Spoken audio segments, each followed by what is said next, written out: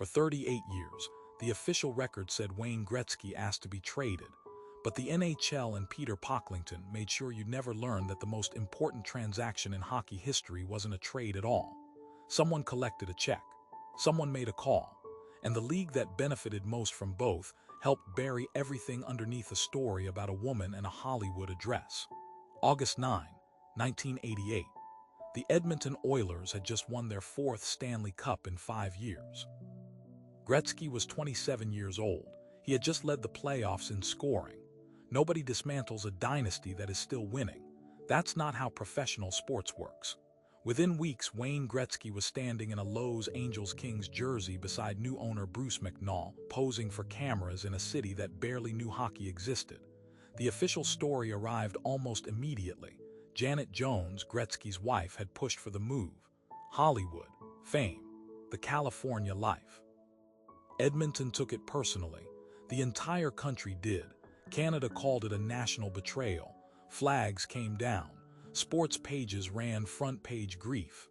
And that's exactly the story Peter Pocklington needed the public to remember. Here's the first thing the record doesn't explain. Pocklington was broke, not quietly stretched, actively drowning. His meatpacking and real estate holdings were collapsing simultaneously, and by 1988, he owed the Alberta Treasury branch in excess of $170 million. The Oilers were his most liquid asset.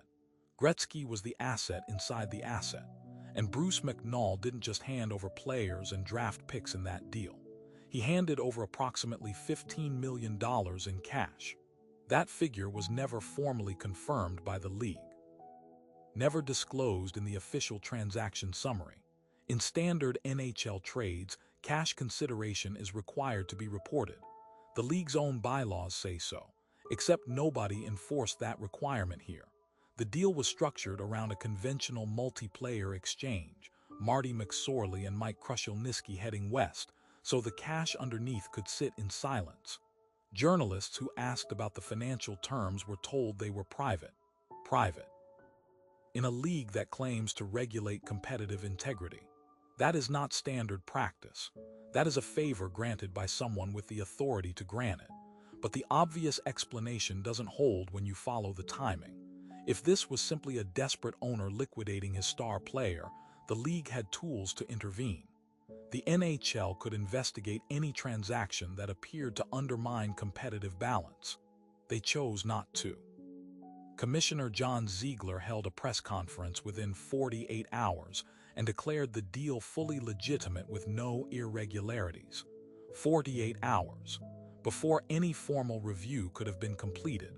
That's not a clean bill of health issued after due diligence. That's a preemptive close on the conversation. Ziegler either investigated nothing and said otherwise, or he already knew what was in the deal before it was announced. Only one of those versions implicates the league, and they've never been asked to clarify which one is true. Here's what they actually buried. The NHL had been trying to crack the American Sunbelt market for a decade, Los Angeles specifically. The Kings were drawing poorly.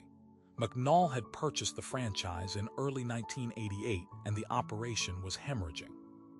The league needed that market.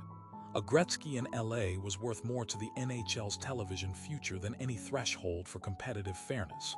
Communications from that period, referenced in reporting by Canadian journalist Roy MacGregor, indicate that league officials had discussed the LA market situation privately with McNall before the trade was finalized. Not after, before. Pocklington needed liquidity. McNall needed a name. Ziegler needed a market. 3 separate problems resolved in a single transaction, and the one man who paid the price was the only one who held no vote in the outcome.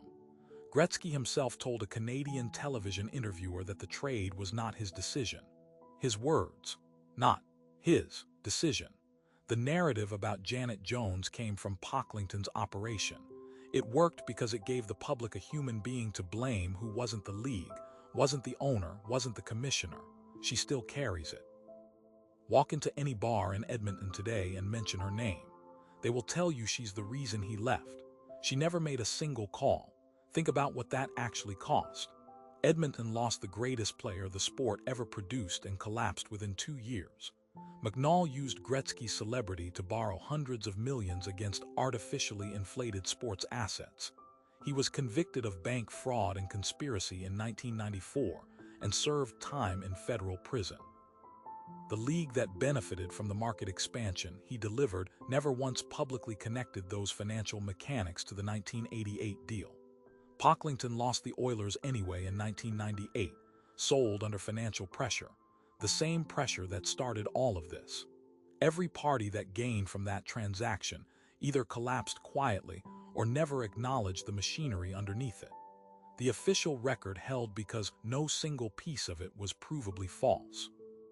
It only required one thing from you, that you never ask about the cash. The $15 million in consideration from that 1988 deal has never been officially confirmed or denied by the NHL. The internal communications from that period have not been released. Pocklington is still alive. Gretzky has never publicly identified who told him he was going or when. Somewhere, someone knows the exact sequence of calls made in the days before August 9th. And they have had 38 years to decide that you don't need to know the order.